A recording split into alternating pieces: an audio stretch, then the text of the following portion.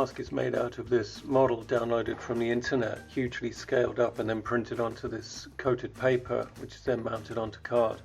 And then each part cut out and fixed together with double-sided tape. In hindsight, I'd probably just print straight onto card and use hot glue to fix all the parts together.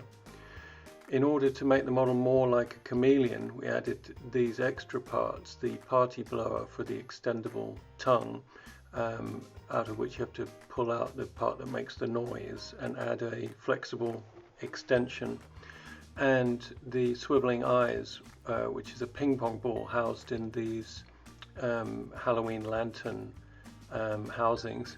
I added a compression spring just to hold the ping pong ball to the housing to stop it moving about too much on its own.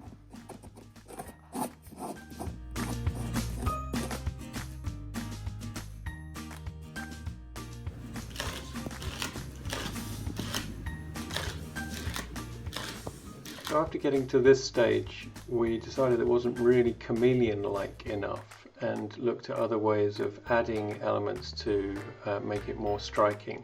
So we're adding this main part made out of corrugated cardboard fixed to the top of the head and then finished with paper tape, and a beard element which is flexible EVA foam, again stuck with hot glue and cut into shape just with a pair of scissors.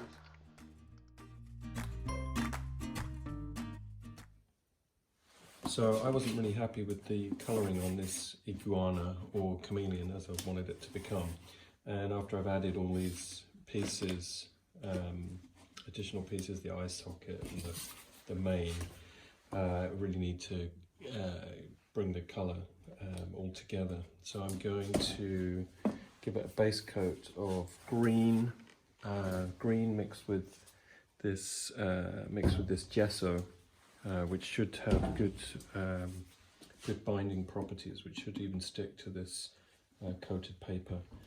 And then later on I'm going to use this kind of structural medium to cover over elements that are not particularly even, and also just to give it more texture.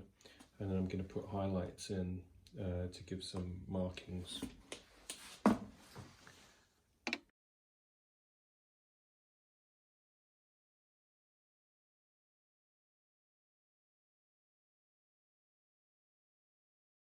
The gesso turned out to have too much pigment in it, so I used more acrylic paint and then added this modelling medium instead, which doesn't have pigment in it.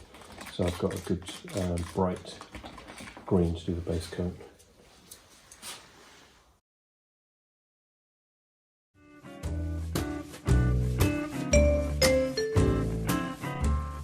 Here I've got the base layer on, and I'm using these images I've downloaded from the internet to try and get some more realistic markings using this pink colour and then the different levels of green. I'm using a piece of felt wrapped around a dowel or a pencil to get these circular markings. And then that's about it. I hope you have fun if you try this project, and as you can see, the chameleon mask really helps you blend into the background, whatever you might be doing.